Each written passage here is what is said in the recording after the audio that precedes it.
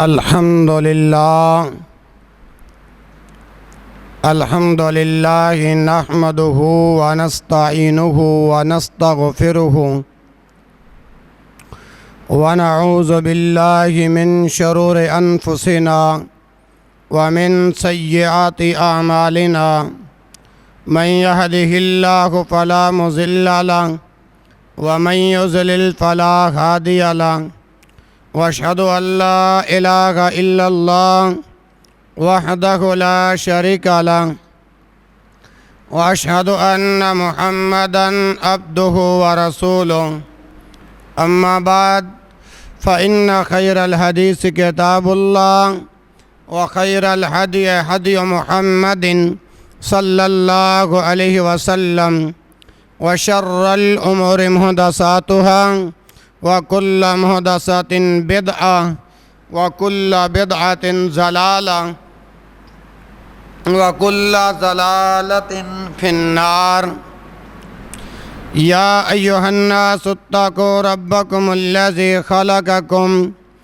من نفس واحدة وخلق منها زوجها وبث منهما رجالا كثيرا ونساء واتقوا الله الذي تساءلون به والأرحام إن الله كان عليكم رقيبا يا أيها الذين آمنوا اتقوا الله وقولوا قولا سديدا يصلح لكم أعمالكم ويغفر لكم ذنوبكم ومن يطع الله ورسوله فقد فاز فوزا عظيما يا أيها الذين آمنوا اتقوا الله حق تقاته ولا تموتن إلا وأنتم مسلمون اللهم صل على محمد وعلى آل محمد صلى الله عليه وسلم كما صليت على إبراهيم وعلى آل إبراهيم إنك حميد مجيد اللهم بارك على محمد وعلى آل محمد صلى الله عليه وسلم كما باركت على إبراهيم وعلى آل إبراهيم إنك حميد مجيد سبحانك لا علم لنا إلا ما علمتنا إنك أنت العليم الحكيم رب اشرح لي صدري ويسر لي أمري واحلل عقدة من لساني يفقه قولي أعوذ بالله السميع العليم من الشيطان الرجيم بسم الله الرحمن الرحيم لا تجد قوما يؤمنون بالله واليوم الآخر يوادون من حاد الله ورسوله ولو كانوا آباءهم أو أبناءهم أو إخوانهم أو عشيرتهم أولئك كتب في قلوبهم الإيمان وأيدهم بروح منه ويدخلهم جنات تجري من تحتها الأنهار خالدين فيها رضي الله عنهم ورضوا عنه أولئك حزب الله ألا إن حزب الله هم المفلحون تمام قسم کی حمد و ثنا اللہ وحدہ لا شریک کی ذات اقدس کے لیے ہے جو اس کائنات کا پالن ہار ہے، مشکل کشا ہے، حاجت روا ہے، بگڑے بنانے والا ہے، غوث اعظم ہے، داتا ہے، گنج بخش ہے، رنج بخش ہے۔ درود و سلام امام الانبیاء، خطیب الانبیاء، ولی بطحا سید الکونین و سید الثقلین امام الحرمین امام القبلتین امامنا فی الدنیا و امامنا فی الآخرہ جناب محمد رسول اللہ صلی اللہ علیہ وآلہ وسلم کی ذات بابرکات پر درود و سلام کا نذران عقیدت پیش کرنے کے بعد اللہ احکم الحاکمین سے دعا گو ہوں کہ وہ آج 17 ستمبر 2021 کے خطبہ جمعۃ المبارک کے اندر اللہ حق سچ عرض کرنے کی توفیق عطا فرمائے، سن سنا کے اللہ ذوالجلال والاکرام عمل کرنے کی توفیق عطا فرمائے اور کتاب و سنت کے اس پیغام کو صدقہ جاریہ کی نیت سے دوسرے مسلمان بھائیوں تک اللہ پھیلانے کی توفیق عطا فرمائے۔ جتنے بیمار ہیں اللہ سبنا کو شفائے کاملہ عاجلہ عطا فرما دیں۔ جتنے تنگ دست ہیں میرا خالق میرا رازق سب کلمہ گو مسلمان بھائیوں کی تکلیفوں کو مصیبتوں کو دور فرما دیں۔ پیارے بھائیوں، میں نے آپ حضرات کے سامنے سورۃ المجادلہ 28واں 12 سے آیت نمبر 22 آپ حضرات کے سامنے پڑھنے کا شرف حاصل کیا ہے۔ دعا فرمائیں کہ اللہ شرح صدر عطا فرمائے اور اب اس آیہ کریمہ کا ترجمہ سماعت فرمائیں،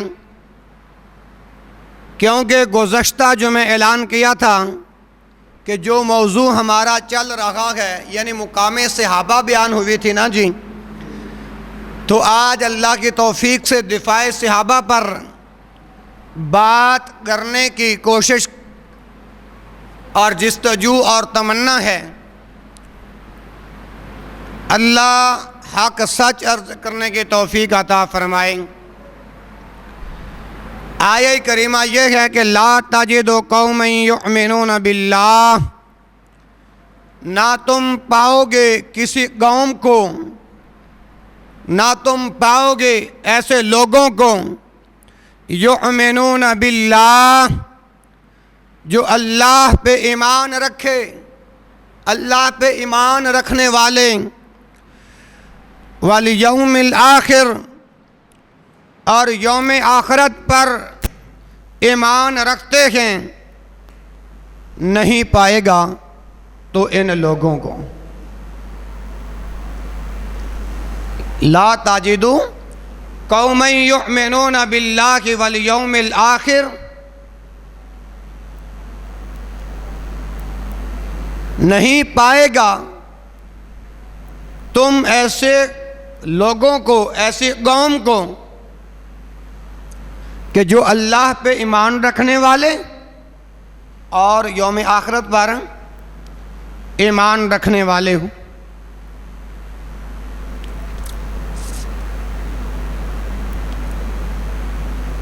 تو میرے بھائیوں آگے فرمایا یوادون من حاد اللہ ورسولہ، وہ ان لوگوں سے دوستی رکھتے ہیں جنہوں نے اللہ اور اس کے رسول کی مخالفت کی۔ یوادون من حاد اللہ ورسولہ، یہ جو میرے والی زپ ہے نا اس کے اندر دیکھو آپ کو ہینڈ فری مل جائے گی۔ تو عرض کر رہا ہوں کہ یوادون من حاد اللہ ورسولہ، وہ ان لوگوں سے دوستی رکھتے ہیں جنہوں نے اللہ اور اس کے رسول کی مخالفت کی۔ آگے فرمایا وَلَوْ كَانُوا آبَاءَهُمْ، اگرچہ وہ ان کے باپ ہوں۔ آیہ کریمہ کا ترجمہ ماشاءاللہ، وَلَوْ كَانُوا آبَاءَهُمْ، اگرچہ ان کے باپ ہی کیوں نہ ہوں. آگے فرمایا او ابناءہم، یا ان کے بیٹے ہی کیوں نہ ہوں. آگے فرمایا او اخوانہم، فرمایا ان کے بھائی ہی کیوں نہ ہوں، ان کے بھائی ہی کیوں نہ ہوں. اور آگے فرمایا او عشیرتہم، یا ان کا خاندان ہی کیوں نہ ہو، ان کا خاندان ہی کیوں نہ ہو. آگے فرمایا اولئک کتب فی قلوبہم الایمان، خواہ جن کے دلوں میں اس نے ایمان لکھ دیا. اولئک کتب فی قلوبہم الایمان، خواہ ان لوگوں کے دلوں کے اندر ایمان لکھ دیا، ایمان راسخ کر دیا. اور آگے فرمایا اولئک کتب فی قلوبہم الایمان وَأَيَّدَهُمْ بِرُوحٍ مِّنْ، اور انہیں اپنی طرف سے ایک روح کے ساتھ قوت بخشی. اور آگے فرمایا وَيُدْخِلُهُمْ جَنَّاتٍ تَجْرِي مِن تَحْتِهَا الْأَنْهَارُ خَالِدِينَ فِيهَا، فرمایا انہیں ایسے باغوں میں داخل کرے گا، انہیں ایسے باغوں میں داخل کرے گا. اور اس سے پیچھے کیا فرمایا اولئک کتب فی قلوبہم الایمان. جو لوگ کہتے ہیں نا رافضی اور نیم رافضی کے صحابہ نے صرف اوپر سے کلمہ پڑھا تھا، اندر سے کلمہ نہیں پڑھا تھا، تو پچھلے جمعے کے اندر بھی میں نے قرآن کی آیت پڑھ کے جواب دیا تھا. آج 28واں پارہ سورۃ المجادلہ سے جواب عرض کر رکھا ہوں کہ رب ذوالجلال نے ارشاد فرمایا اولئک کتب فی قلوبہم الایمان، یہی تو وہ لوگ ہیں جن کے دلوں کے اندر اللہ نے ایمان لکھ دیا. وَأَيَّدَهُمْ بِرُوحٍ مِّنْهُ، وَأَيَّدَهُمْ بِرُوحٍ مِّنْهُ، اور انہیں اپنی طرف سے ایک روح کے ساتھ قوت بخشی. اور یہیں پہ بس نہیں، آگے فرمایا وَيُدْخِلُهُمْ، اور داخل کرے گا ان کو کون؟ اللہ. جناتن، وہ ایسے باغات ہیں تجری من تحتها الانہار، جن کے نیچے نہریں بہتی ہیں، جن کے نیچے نہریں بہتی ہیں. اور آگے فرمایا خالدین فیہا، ان میں وہ ہمیشہ رہنے والے ہیں. کون بھلا؟ اللہ کے رسول کے صحابہ، اللہ کے رسول کے صحابہ. کون صحابہ؟ جن کے بارے میں اللہ ذوالجلال والاکرام اعلان فرماتے ہیں رضی اللہ عنہم ورضوا عنہ. کیا معنی ہے اس کا؟ اللہ ان سے راضی ہو گیا اور یہ اپنے اللہ پہ راضی ہو گئے. رضی اللہ عنہم ورضوا عنہ. قرآن جن صحابہ کے لیے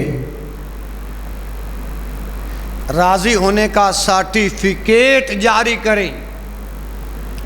آج کا رافضی اور نیم رافضی بکواس کریں صحابہ کرام رضوان اللہ علیہم اجمعین پر، تو کتاب و سنت کی روشنی میں ایسے لوگ مرتد ہیں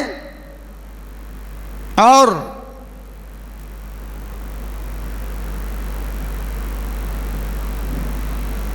اللہ جو اسلامی حکمران، آواز چھوڑ دیں ذرا، آواز چھوڑ دیں، اسلامی حکمران ہو جس کی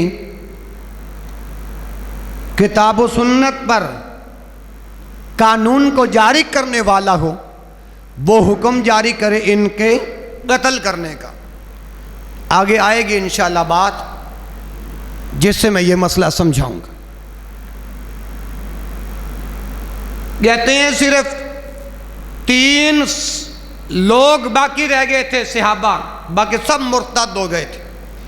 ہم کہتے ہیں صحابہ کرام رضوان اللہ علیہم اجمعین پر زبان درازی کرنے والوں، دنیا کے کسی چینل پہ، دنیا کے کسی عدالت کے اندر آپ ہمیں مدعو کریں، ہم آپ کو بتائیں گے رسول اکرم صلی اللہ علیہ وسلم کے صحابہ کتنے ایمان والے تھے۔ اللہ جن کے لیے اعلان کرے رضی اللہ عنہم ورضوا عنہ، اللہ ان سے راضی ہو گیا اور وہ اللہ پہ راضی ہو گئے۔ کون بلا؟ بولو صحابہ کرام رضوان اللہ علیہم اجمعین۔ اور آگے فرمایا صحابہ کرام پہ تبرہ کرنے والوں سن لو، رب ذوالجلال والاکرام اپنی اس کتاب میں صحابہ کو کہہ رہا ہے اولئک حزب اللہ، صحابہ یہ لوگ اللہ کا گروہ ہے، یہ لوگ اللہ کا گروہ ہے۔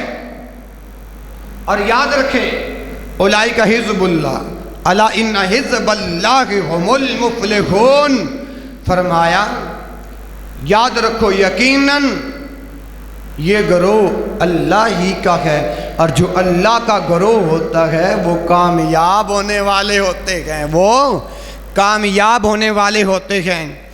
تو میرے محترم بھائیوں، قرآن حکیم کے اندر رب ذوالجلال نے صحابہ کرام رضوان اللہ علیہم اجمعین کو اپنے رضوان اور رضا کی خبر سنائی ہے،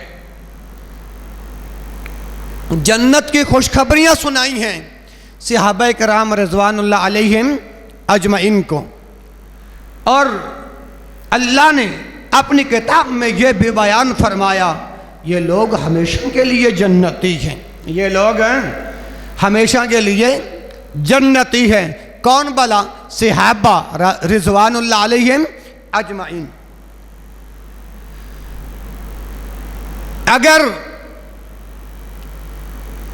اللہ تعالیٰ کے علم کے اندر ہوتا کہ یہ لوگ دین سے ارتداد اختیار کریں گے یا ان کے ایمان و عمل میں کوتاہی ہوگی اور یہ میری ناراضگی والے امور سر انجام دیں گے، تو اللہ کی رضا کے یہ صحابہ اہل نہ ہوتے، اللہ کی رضا کے اہل نہ ہوتے۔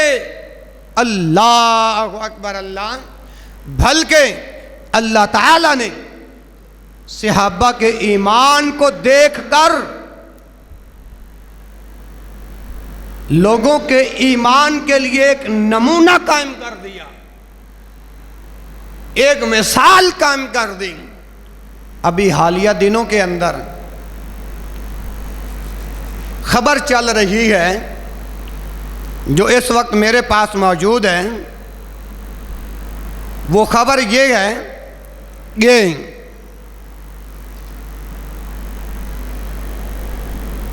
یہ ذرا خبر سماعت فرمائیں، مجوزہ قانون لاگو ہو گیا تو کوئی بھی 18 سال سے کم عمر نوجوان اسلام قبول نہیں کر سکے گا۔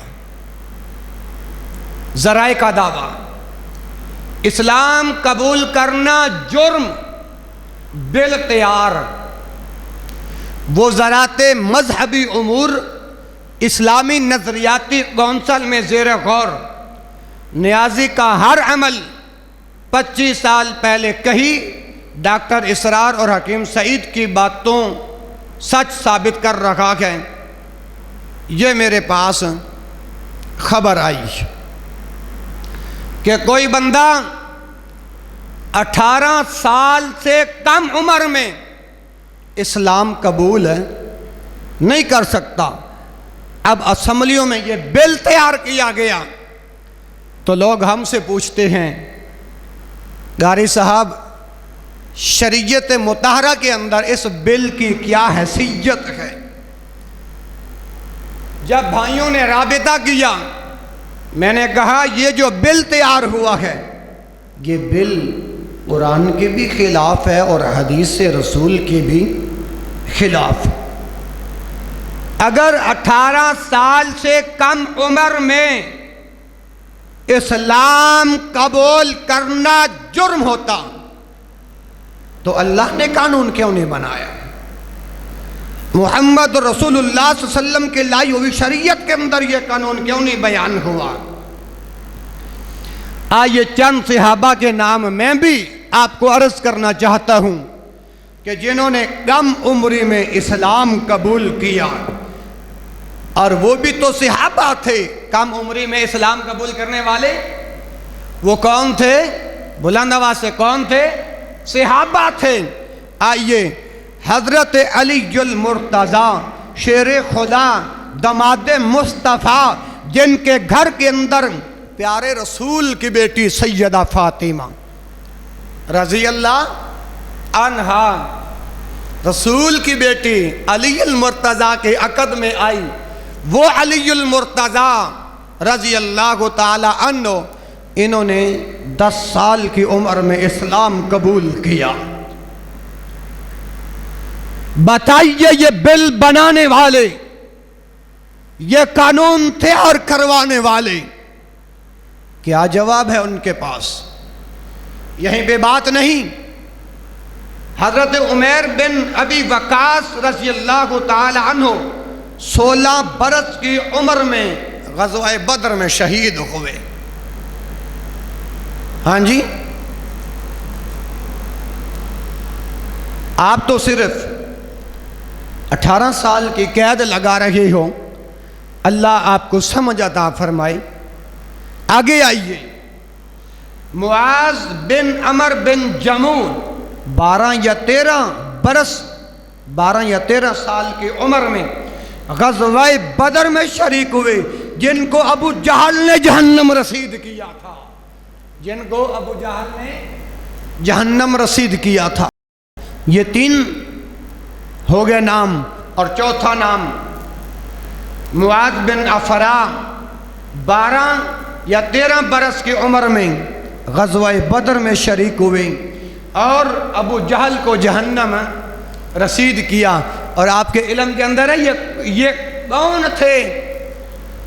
معاذ بن عمر بن جموع اور معاذ بن افرا، یہ 2 بھائی تھے، اور جن کی عمر ہے کم سن تھی، جن کی عمر ہے کم سن تھی۔ اللہ اکبر۔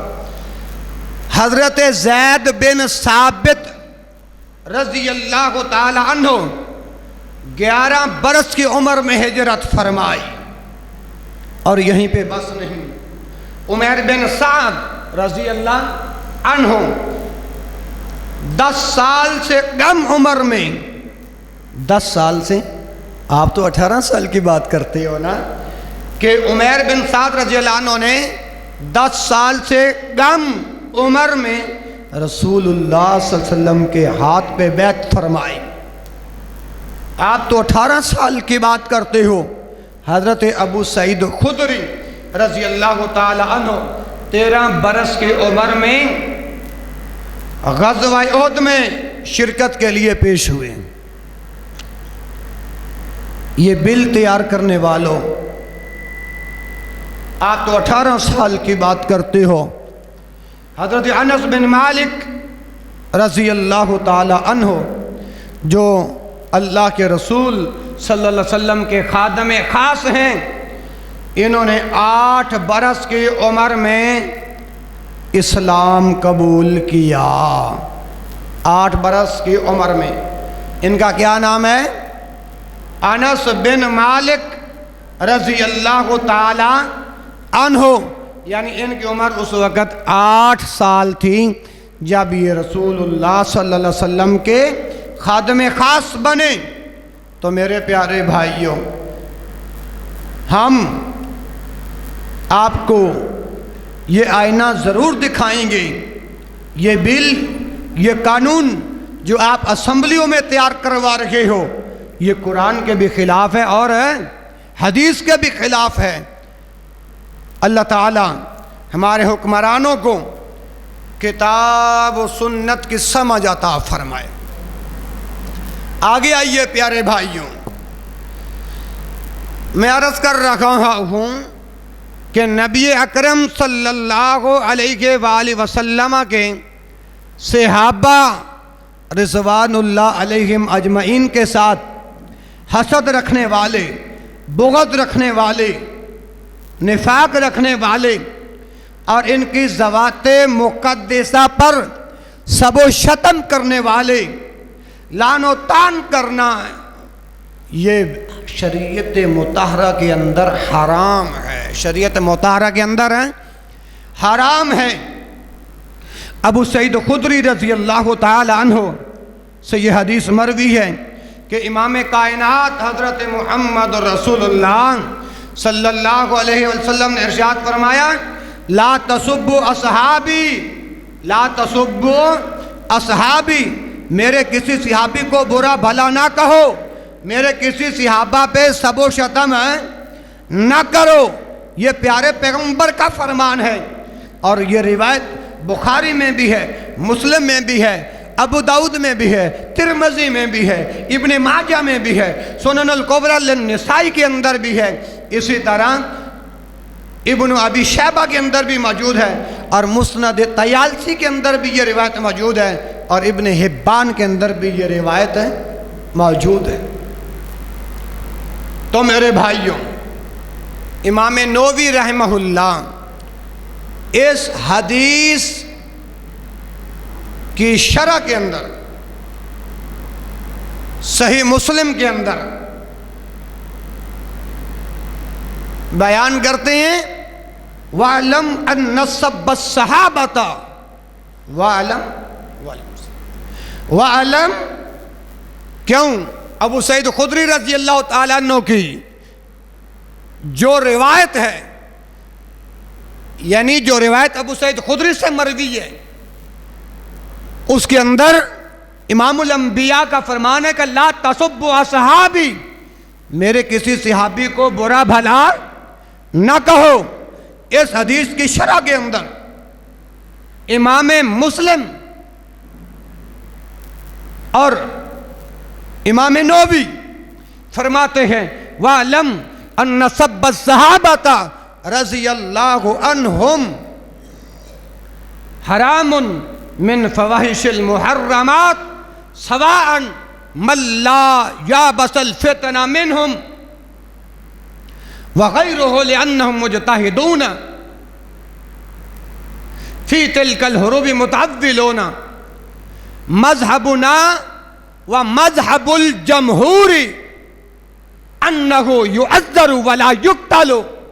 اور یہ جو امام نووی نے صحیح مسلم کی شرح کے اندر جو بیان فرمایا ہے، یہ شرح صحیح مسلم جلد نمبر 7 اور صفحہ نمبر 166 ہے، اور مکتبہ البشرہ ہے جو 81 چیز چھپی ہے۔ اس کے اندر کیا فرماتے ہیں امام نووی؟ فرمایا، وَعْلَمْ یقین کر لو ان سب الصحابہ، کہ میرے صحابہ پہ، رسول اللہ کے صحابہ پہ سب و شتم کرنا، رسول اللہ کے صحابہ پہ نازیبہ کلمات استعمال کرنا، رسول اللہ کے صحابہ پہ گندی زبان استعمال کرنا، یہ حرام ہے۔ یہ کیا ہے؟ وَعْلَمْ جان لو، یقین کر لو، ان سب الصحابتی، صحابہ کو برا بھلا کہنے والوں، حرام من فواحش المحرمات، یہ حرام ہے اور ناقابل نفرت جرم میں سے ہے، ناقابل نفرت محرمات میں سے ہے۔ اور لوگوں، اگر تم نے امام نووی کی جو انہوں نے اس حدیث کی شرح میں جو بات بیان فرمائی، اگر آپ کے علم کے اندر یہ بات ہوتی، آج رسول اللہ کے صحابہ پہ ایسی زبانیں کبھی نہ کھلتی۔ اور پھر یہیں پہ بس نہیں، فرماتے ہیں، سواء من لا یابس الفتن منہم، ان میں سے وہ صحابہ بھی ہیں جو غزوات میں شریک ہوئے، وہ صحابہ بھی ہیں جو سریہ میں شامل ہوئے، وہ صحابہ بھی ہیں جو جہاد کے لیے نکلے، وہ صحابہ بھی ہیں جو اعلاء کلمت اللہ کی خاطر اپنی مال اور جانوں کو لے کر اللہ کے راستے میں نکل پڑے۔ اور وہ صحابہ سواء من لا یابس الفتن منہم، جو فتن میں شریک ہوئے، جو آزمائشوں میں شریک ہوئے، جو لڑائیوں میں شریک ہوئے، وغیرہ لأنہم مجتہدون، اور ان کے اندر مجتہد بھی تھے اور تعویل کرنے والے بھی تھے۔ اللہ اکبر اللہ۔ اور مجتہد کی خطا جو ہے وہ عند الاحناف کے نزدیک معاف ہے۔ مجتہد کی خطا عند الاحناف، یعنی یہ جو ہمارے حنفی بھائی ہیں نا، ان کے نزدیک مجتہد کی خطا معاف ہے۔ اور جبکہ امام نووی نے لا تسبوا اصحابی اس حدیث کی شرح میں جو بات بیان فرمائی نا، وہ یہ ہے کہ وغیرہ لأنہم مجتہدون، اور ان میں مجتہدون بھی تھے، اجتہاد کرنے والے بھی تھے، اور فی تلک الحروب متأولون، اور تعویل کرنے والے بھی تھے۔ اور یہیں بھی بات نہیں، میں عرض کر رہا ہوں نا کہ مجتہد کی خطا عند الاحناف کے نزدیک معاف ہے، لیکن مذہبنا و مذہب الجمہور انہ یعذر ولا یقتل، ہمارے مذہب اور جمہور کے مذہب کے نزدیک ان کی خطا معاف نہیں، بلکہ ان کو قتل نہیں کیا جائے گا، ان کو تعزیری سزا دی جائے گی۔ کیا کیا جائے گا؟ انہ یعذر ولا یقتل، ان کو قتل نہیں کیا جائے گا بلکہ ان کو تعزیری سزا دی جائے گی۔ اب یہاں پر کہنے والا کہہ سکتا ہے کہ بھائی یہ جو آپ نے بات بیان فرمائی ہے یہ حدیث تو نہیں ہے، یہ تو امام نووی نے اس حدیث کی شرح میں یہ بات بیان لکھی ہے، انہوں نے ایسے نہیں لکھ دی۔ اگر آپ دلیل کا مطالبہ کرو گے تو دلیل بھی اللہ کی رحمت سے کتاب و سنت کے اندر ہے، موجود ہے۔ آئیے اب جو دلیل پیش کرنے لگا ہوں، جو امام نووی نے اپنے اس حدیث کی شرح میں جو یہ بات بیان فرمائی ہے، یہ دلیل بن رہی ہے سنن ابی داود کتاب الحدود، حدیث کا نمبر ہے 4363۔ سنن النسائی کے اندر یہ روایت موجود ہے جس کے اندر نمبر ہے 4282، اور ذخیرۃ العقبہ کی 32ویں جلد صفحہ 27 کے اوپر یہ دلیل موجود ہے۔ ان کے اس قول کی دلیل یہ بھی ہے کہ ابو برزہ رضی اللہ تعالی عنہ سے روایت ہے کہ ابو برزہ رضی اللہ تعالیٰ عنہ کہتے ہیں کہ میں سیدنا ابو بکر صدیق رضی اللہ تعالیٰ عنہ کے ساتھ تھا۔ اچھا، اب ابو بردہ کہہ رہے ہیں کہ میں اللہ کے رسول کے جو پہلے خلیفہ ہیں ابو بکر صدیق رضی اللہ تعالیٰ عنہ، ان کے ساتھ تھا۔ تو ابو بکر صدیق رضی اللہ تعالیٰ عنہ ایک شخص کے ساتھ بڑے غصے اور ناراض تھے۔ کون بلا؟ ابو بکر صدیق رضی اللہ تعالیٰ عنہ ایک شخص کے ساتھ ناراض اور سخت غصے میں تھے۔ ابو بردہ رضی اللہ تعالیٰ عنہ کہنے لگے، اے خلیفہ رسول، اگر آپ اجازت دیں تو میں اس کا سر قلم نہ کر دوں، میں اس کا سر قلم نہ کر دوں۔ جب ابو بردہ رضی اللہ تعالی عنہ نے یہ بات بیان کی خلیفہ رسول کو، ابو بکر صدیق رضی اللہ تعالی عنہ کہتے ہیں کہ ابو بردہ کی اس بات نے میرے غصے کو ٹھنڈا کر دیا، میرے غصے کو ختم کر دیا۔ پھر ابو بکر صدیق رضی اللہ تعالی عنہ اٹھے اور چلے گئے اپنے گھر۔ جب ابو بکر صدیق رضی اللہ تعالی عنہ کا جب غصہ ٹھنڈا ہوا تو آپ نے ابو بردہ رضی اللہ عنہ کو کہا، آپ نے کیا کہا تھا؟ وہ کلمے وہ الفاظ دوبارہ دہرائیں، بلکہ یہاں تک یہ بات موجود ہے کیونکہ ابو بردہ نے کہا تھا اے ابو بکر صدیق آپ مجھے اجازت دیں کہ میں اس کا سر قلم کر دوں۔ تو ابو بکر صدیق رضی اللہ تعالیٰ عنہ نے ابو بردہ رضی اللہ تعالیٰ عنہ سے پوچھا اگر میں آپ کو اجازت دے دیتا واقعی آپ اس کا سر قلم کر دیتے؟ کتنے پیارے الفاظ۔ تو ابو بردہ رضی اللہ تعالیٰ عنہ کہتے ہیں ہاں خلیفہ رسول اگر آپ اجازت دیتے تو میں یہ کام حقیقت میں کر دیتا۔ اس وقت ثانیہ اثنین اذ ہما فی الغار جناب ابو بکر صدیق رضی اللہ تعالی عنہ نے ارشاد فرمایا لا واللہ ما کانت لبشر ما کانت لا واللہ ما کانت لبشر محمد صلی اللہ علیہ وآلہ وسلم۔ ابو بکر صدیق رضی اللہ تعالی عنہ نے فرمایا کہ نہیں واللہ مجھے اللہ کی قسم لا واللہ ما کانت لبشر بعد محمد صلی اللہ علیہ وآلہ وسلم کہ نہیں اللہ کی قسم محمد رسول اللہ کے بعد کسی بشر کو جائز نہیں ہے کسی انسان کا قتل کرنا، کسی انسان کا قتل کرنا۔ اور آپ کے علم کے اندر یہ بات آئی ہوگی جس کے عبداللہ بن عباس رضی اللہ عنہ جس حدیث کے راوی ہیں کہ علی المرتضی شیر خدا دماد مصطفیٰ نے جو لوگ دین سے پھر گئے تھے جنہوں نے ارتداد اختیار کر لیا تھا ان کو آگ کے اندر جلایا گیا تھا۔ صحیح حدیث ہے۔ تو جب اللہ کے رسول تک یہ بات پہنچی آپ نے اپنے داماد کو بلایا علی المرتضی کو بلایا اور کہا علی اللہ کے بندوں کو زندہ انسانوں کو آگ میں جلانا یہ تیرا کام نہیں ہے محمد رسول اللہ کے رب کا کام ہے۔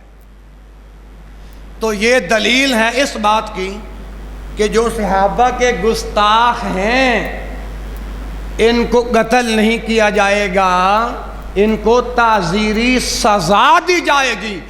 جو امام نووی نے لا تسبوا اصحابی کے شرح کے اندر لکھا کہ انہو یقتل، اللہ اکبر، الفاظ دوبارہ، ہاں، انہو یعذر ولا یقتل کہ الفاظ ہیں ولا یقتل، قتل نہیں کیا جائے گا جو صحابہ کے گستاخ ہیں، یعذر تعزیری سزا دی جائے گی۔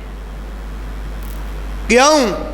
آج ہمارا موضوع ہے دفاع صحابہ رضوان اللہ علیہم اجمعین۔ تو امام احمد بن حنبل رحمہ اللہ فرماتے ہیں کہ 3 صورتیں ایسی ہیں جن پر قتل کرنا واجب ہے۔ یہ امام احمد بن حنبل کا قول عرض کر رکھا۔ اور جو امام نووی کی جو شرح تھی نا ان کی شرح اس حدیث، یہ حدیث ان کی دلیل ہے کہ جو صحابہ کے گستاخ ہیں ان کو تعزیری سزا دی جائے۔ اچھا، جو امام احمد بن حنبل نے جو 3 صورتیں بیان فرمائیں وہ یہ ہے کہ سیدنا ابو بکر صدیق رضی اللہ تعالی عنہ کے لیے جائز نہ تھا۔ یہ بات امام احمد بن حنبل بیان فرما رہے ہیں کہ سیدنا ابو بکر صدیق رضی اللہ عنہ کے لیے جائز ہے نہ تھا کہ وہ کسی شخص کا قتل کروا دیتے سوائے 3 صورتیں کے۔ اور وہ 3 صورتیں کون سی ہیں؟ امام احمد بن حنبل بیان فرماتے ہیں، اور امام احمد بن حنبل نے یہ جو 3 صورتیں بیان فرمائی ہیں یہ اپنی طرف سے نہیں بیان فرمائی، جو بات اللہ نے کہی ہے اللہ کے رسول نے کہی ہے امام احمد بن حنبل نے بھی انہی کلمات کو دہرایا ہے۔ اور وہ 3 صورتیں کون سی ہیں؟ پہلی صورت فرمایا کہ ایمان لانے کے بعد کفر اختیار کرنا، ارتداد اختیار کرنا، یعنی ایمان لانے کے بعد جو بندہ مرتد ہو جاتا ہے اس کا قتل کرنا محمد رسول اللہ کی شریعت میں جائز ہوتا ہے۔ ایک دوسری بات، توجہ میری طرف رہے، دوسری صورت کون سی ہے؟ فرمایا کہ شادی کرنے کے بعد زنا کرنا، اس کا قتل کرنا محمد رسول اللہ کی شریعت میں جائز ہے۔ یہ دو صورتیں ہو گئیں۔ اور تیسری صورت کون سی ہے؟ کہ قصاص کے بدلے میں اور گستاخ رسول جو اللہ کے رسول کی شان میں نازیبا کلمات اختیار کرے یا منہ سے نکالے، ان بندوں کا محمد رسول اللہ صلی اللہ علیہ وسلم پر جو نازل ہونے والی شریعت ہے ان کے اندر قتل کرنا جائز ہے۔ اللہ اکبر اللہ۔ اب مولانا خلیل احمد سہارنپوری لکھتے ہیں، کتاب کا نام ہے بذل المجہود فی حل سنن ابی داود کی 12ویں جلد صفحہ 428، اور جو اس کا طبع ہے وہ دار البشائر الاسلامیہ ہے۔ خلیل احمد سہارنپوری کہتے ہیں وَهَذَا الْحَدِيثُ يَدُلُّ عَلَىٰ أَنَّ غَضَبَ أَصْحَابِ أَحَدًا، یہ حدیث دلیل ہے، بلکہ پہلے وہ پورا متن سن لو جو خلیل احمد سہارنپوری صاحب نے لکھا ہے کہ وَهَذَا الْحَدِيثُ يَدُلُّ عَلَىٰ أَنَّ غَضَبَ صحابی احدن وَقَضَى غَضَبَ احدن علیہ وَسَبَّهُ لَيْسَ بِمُسْتَوْجِبٍ لِكُفْرِهِ وَقَتْلِهِ۔ اب خلیل احمد سہارنپوری صاحب نے جو یہ بات بیان کی ہے نا، اس کا ترجمہ یہ ہے کہ وَهَذَا الْحَدِيث، یہ جو حدیث ہے نا، یدل دلیل ہے اس بات کی علی ان غضب الصحابی کہ صحابی کا کسی شخص پر غضب ہونا۔ وَهَذَا الْحَدِيثُ یدل، یہ حدیث دلیل ہے، یدل دلیل ہے غضب الصحابی احدن کہ کسی صحابی کا کسی شخص پر غضب ہونا، وَقَضَى غَضَبَ عَلَيْهِ، یا کسی شخص کا کسی صحابی پہ غضب ہونا، ٹھیک ہے جی۔ اور آگے لکھتے ہیں وَسَبَّهُ، اور گالی دینا،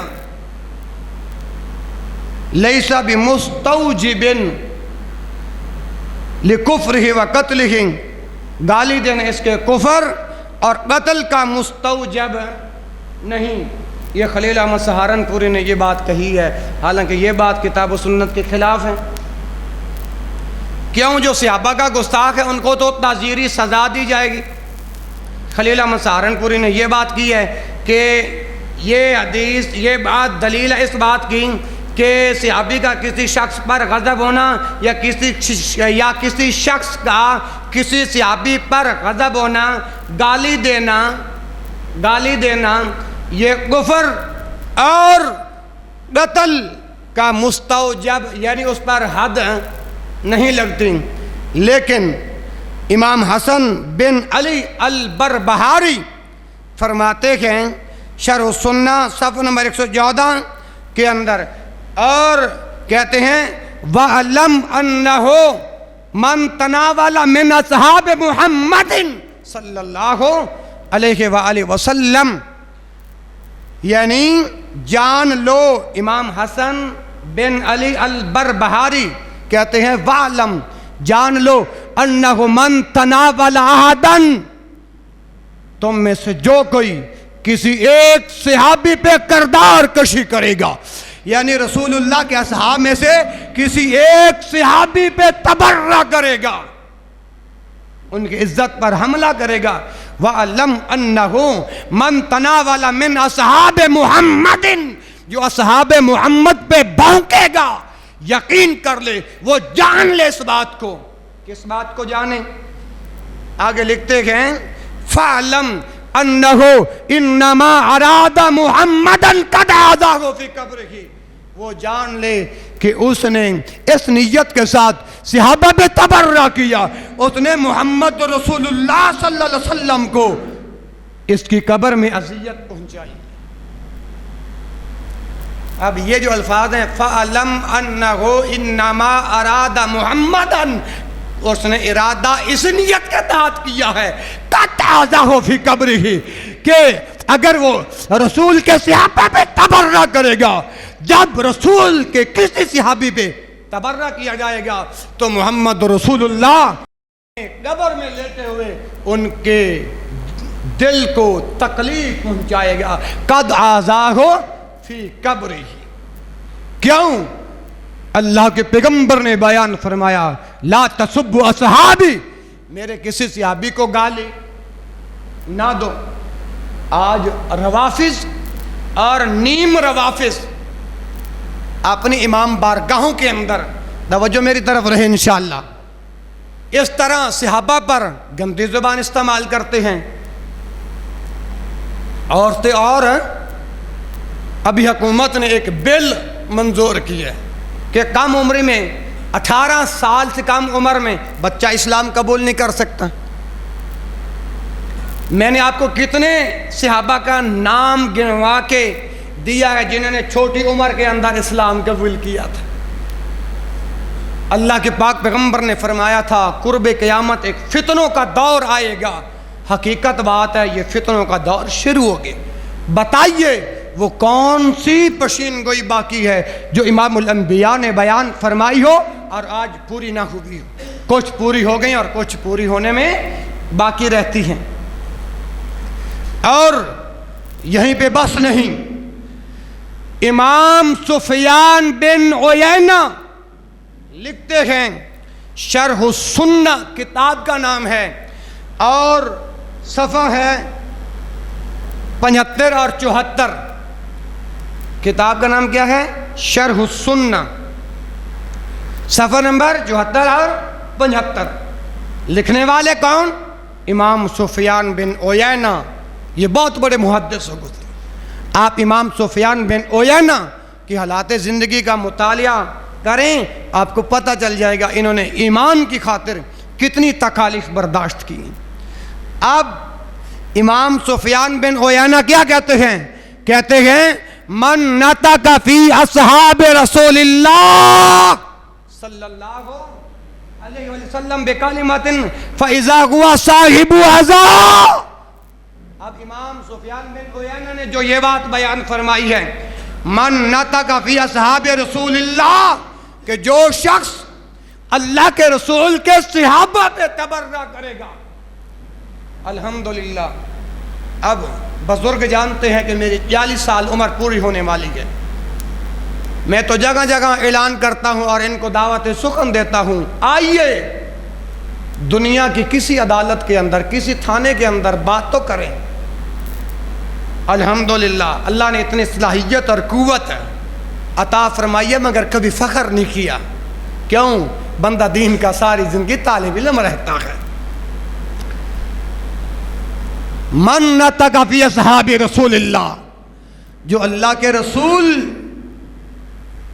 صلی اللہ علیہ وسلم کے اصحاب پر تبرہ کرے، گندی زبان کھولے، جیسے شہنشاہ نقوی نے کھولی، گزشتہ سال آصف رضا علوی نے کھولی ہے. شیعہ ذاکرین کا کون سا وہ ذاکر ہے جو اصحاب رسول پر نازیبہ کلمات استعمال کیوں نہیں کرتا؟ اب امام سفیان بن عیینہ فرماتے ہیں من نطق فی اصحاب رسول اللہ صلی اللہ علیہ وآلہ وسلم بکلمۃ فاذا ہوا صاحب عدا. رسول اللہ کے صحابہ پر کسی کی بھی کوئی گندی زبان سے بکلمات کوئی بھی کلمہ نکلتا ہے فاذا ہوا صاحب ہوا، تو وہ بدعتی شخص ہے. کیا ہے؟ امام سفیان بن عیینہ کے قول سے یہ بات ثابت ہو گئی کہ جو اللہ کے رسول کی عزتوں پر حملہ کرے، جو اللہ کے رسول کے ساتھ پہ بھونکے، جو تبرہ کرے، وہ بدعتی ہے. خواہ وہ رافضی ہو یا نیم رافضی ہو، خواہ وہ کوئی بھی ہو تو وہ بدعتی ہے۔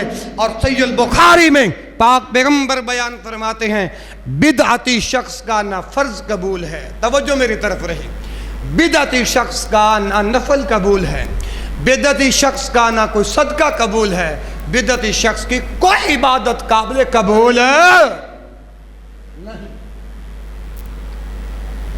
تو میں آپ کو محدثین کی بات کر رہا ہوں۔ امام ابو زرع رازی رحمت اللہ علیہ فرماتے ہیں، کتاب کا نام الکفایہ فی علم الروایہ للخطیب، صفحہ نمبر 49 پر لکھتے ہیں اذا رأیت ینتقص احدا من اصحاب رسول اللہ صلی اللہ علیہ وسلم، جب بھی تم میں سے کوئی اصحاب رسول کی عزتوں پر نازیبا کلمات نکالتا ہے، تنقیص کرتا ہے، فَعَلَّمْ أَنَّهُ زِنْدِيقٌ، وہ جان لے ہمارے نزدیک وہ زندیق ہے۔ کیا ہے؟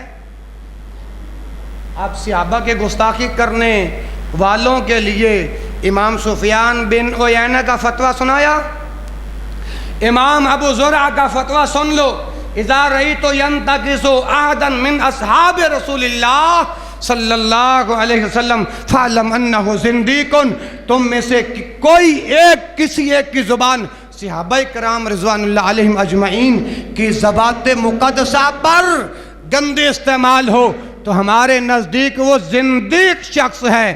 اب امام ابو زرع نے زندیق کا فتویٰ کیوں لگایا آگے سنیے گا، کہتے ہیں وَذَلِكَ أَنَّ الرَّسُولَ حَقٌّ وَإِنْدَانَا حَقٌّ، فرمایا ہمارے نزدیک اللہ کے رسول حق ہے، اللہ کا قرآن ہے حق ہے۔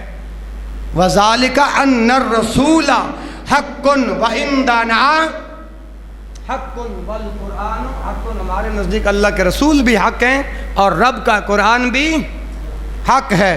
اور آگے کہتے ہیں وَإِنَّمَا أَدَّى إِلَيْنَا هَذَا الْقُرْآنُ وَالسُّنَنُ أَصْحَابِ رسول اللہ صلی اللہ علیہ وسلم، فرمایا قرآن اور سنن اصحاب رسول ہی ہیں جو ہم تک پہنچانے والے ہیں۔ وَإِنَّمَا أَدَّى إِلَيْنَا هَذَا الْقُرْآنُ، ہم تک پہنچانے والے کون ہیں؟ یہ دین ہے اللہ کے رسول کے صحابہ۔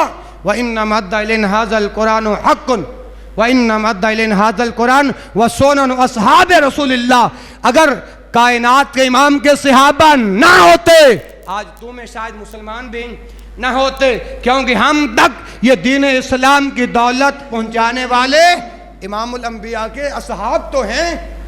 اللہ اکبر اللہ۔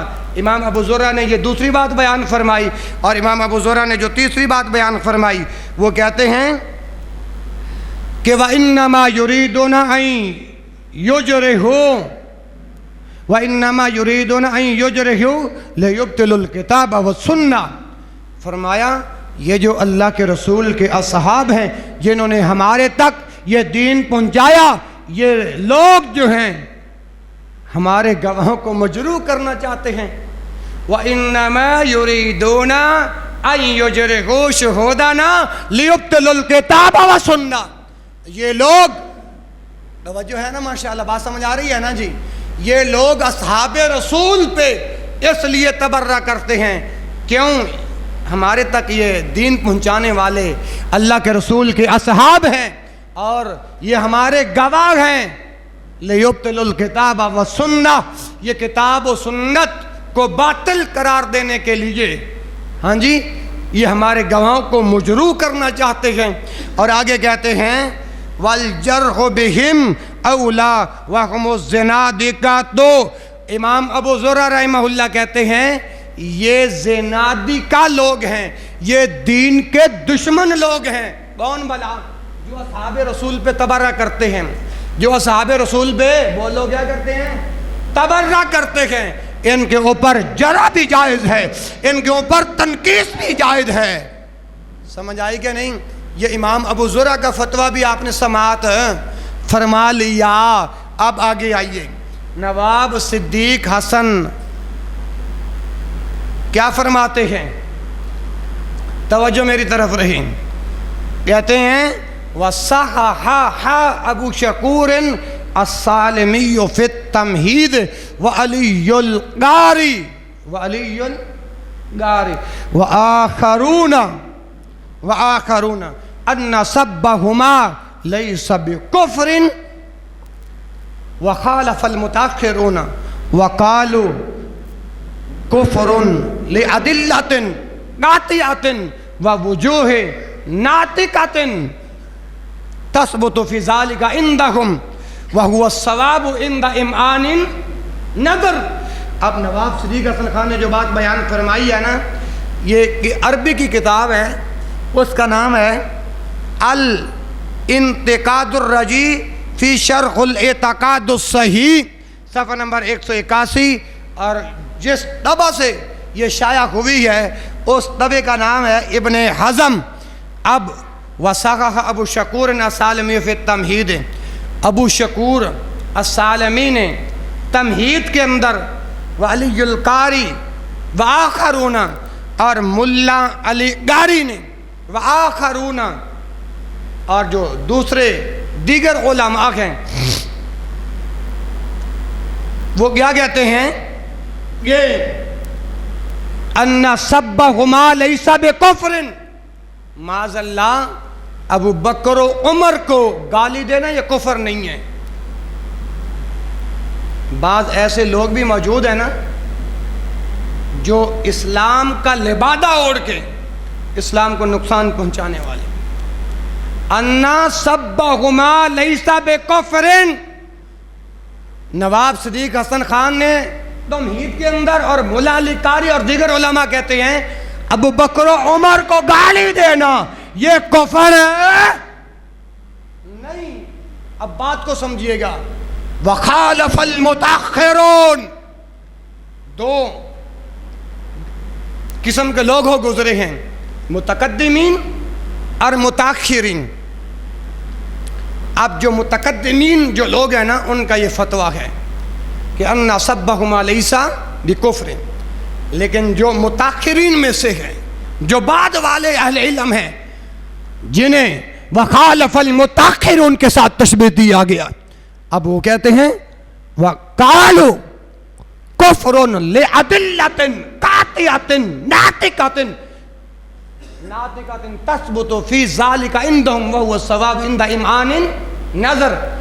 اب یہ کہتے ہیں کہ نہیں، یعنی یہ جو انہوں نے کہا ہے نا ابو بکر و عمر کو گالی دینا یہ کفر ہے نہیں، اب اس کفر سے مراد کیا ہے؟ اور آپ جانتے ہیں کہ کفر کی اقسام کتنی ہیں، وقت آئے گا انشاءاللہ عرض کروں گا۔ یعنی ان کا جو یہ کلمہ ہے نا اس کا کیا معنی ہے، اس کا کیا مطلب ہے؟ یعنی یہ کہتے ہیں کہ ایسا کفر نہیں ہے جس سے بندہ دائرہ اسلام سے خارج ہو جائے۔ جبکہ صحیح البخاری کھولو، کتاب الادب نکالو، کتاب الادب نکالو، اس کے اندر اگر کوئی کسی کو کافر کہتا ہے، اگر وہ حقیقت میں کافر ہے تو وہ کافر بن جاتا ہے، اگر وہ کافر نہیں تو کلمہ کہنے والے پہ واپس لوٹ آتا ہے۔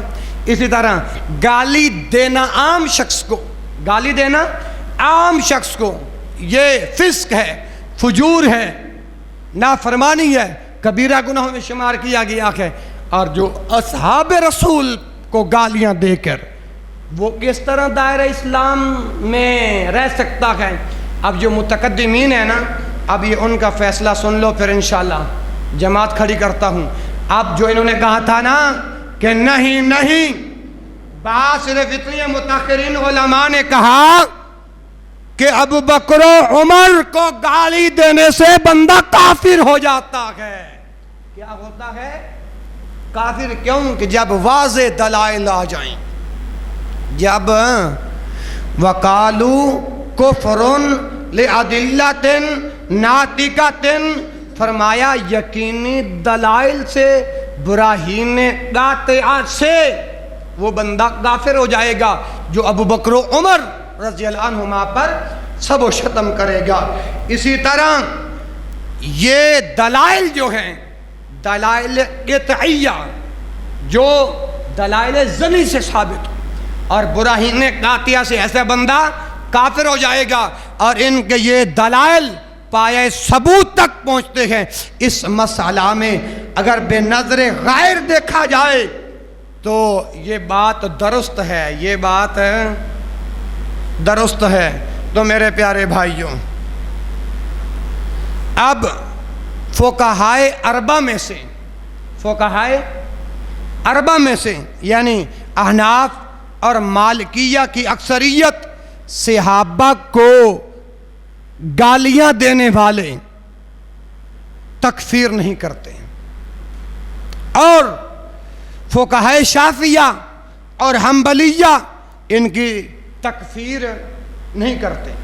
اب انہوں نے جو یہ بات کی ہے، 7 کتابوں کا حوالہ موجود ہے، لیکن میں بات کو ختم کرنا چاہتا ہوں۔ اب سوال اتنا ہے کہ صحابہ کرام رضوان اللہ علیہم اجمعین پر سب و شتم کرنے والا وہ بندہ کافر ہے یا نہیں؟ اب یہی مسئلہ آپ کو سمجھانا چاہتا ہوں۔ یعنی میرے نزدیک روافض کی تکفیر جو ہے وہ صرف محض سب صحابہ کی وجہ سے نہیں۔ میں جو روافض کو کافر کہتا ہوں نا، یہ صرف صحابہ کو گالیاں دینے کی وجہ سے میں شیعوں کو کافر نہیں کہتا۔ بات کو سمجھنا، دل کی تختی پہ لکھنا۔ میں ان لوگوں کو کافر کیوں کہتا ہوں؟ اب اگلی بات سننے والی ہے، کیونکہ قرآن کریم کی تحریف کا جو عقیدہ رکھے، قرآن کریم کی تحریف کا جو عقیدہ رکھے، جو یہ کہے یہ قرآن اصلی نہیں ہے، اصلی قرآن تو امام مہدی لے کر آئے گا، جس کے اصلی قرآن جو تھا وہ 40 سپارے تھے، 10 سپارے بکری کھا گئی۔ جو قرآن کی تحریف کا یہ عقیدہ رکھے وہ کون ہے؟ کافر ہے۔ اسی طرح جن کا ظاہر اور باطن ایک ہو، جو اندر سے بھی وہی بات کہے باہر سے بھی وہی بات کہے، میرے نزدیک وہ بندہ کافر ہے۔ اور 2018 اور 2019 کے جو میرے فتاوی جات ہیں، خطبات جمعہ ہیں، ان کے اندر میں نے ان پر جو کفر کا فتویٰ لگایا تھا وہ تمام تر دلائل موجود ہیں۔ اور اسی طرح میں ان کو کافر کیوں کہتا ہوں؟ یہ علی رضی اللہ عنہ کو خدا کا درجہ دیتے ہیں، علی رضی اللہ عنہ کو خدا کا درجہ دیتے ہیں۔ اور لوگوں، میں ان کو کافر کیوں کہتا ہوں، روافض اور نیم روافض کو؟ کیونکہ یہ کہتے ہیں ہمارا جو امام ہے وہ امام الانبیاء سے افضل ہے، معاذ اللہ من کا، حالانکہ اللہ کے رسول امام الانبیاء ہے، خطیب الانبیاء ہے، والی بطحا ہے، اور معصوم عن الخطا صرف اللہ کے رسول کی ذات ہے۔ کون ہے؟ اللہ کے رسول کی ذات ہے۔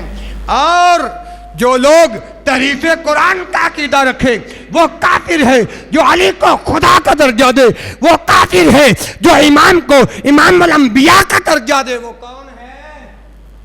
آپ بول نہیں رہے، آپ کے ایمان میں شک ہے کہ وہ لوگ کیا ہیں؟ کافر ہیں۔ اسی طرح میرے محترم بھائیو، سری کفر و شرک کے مرتکب وہ لوگ نہیں جو تحریف قرآن کا عقیدہ نہیں رکھتے، جو اپنے امام کو امام الانبیاء سے افضل نہیں سمجھتے۔ ان کی کتابیں اٹھائیے، تفضیل علی کے بارے میں آپ پڑھ کے دیکھیں اور آپ کو پتہ چل جائے گا۔ تو میرے پیارے بھائیوں، آج کے خطبہ جمعہ سے ثابت ہو گیا جو صحابہ کے گستاخ ہیں ان کی سزا کیا ہے؟ ان پر تعزیر لگائی جائے گی۔ کیا؟ تعزیر لگائی جائے گی۔ اور یہ ہر بندے کا کام نہیں ہے، یہ حکومت کا کام ہے۔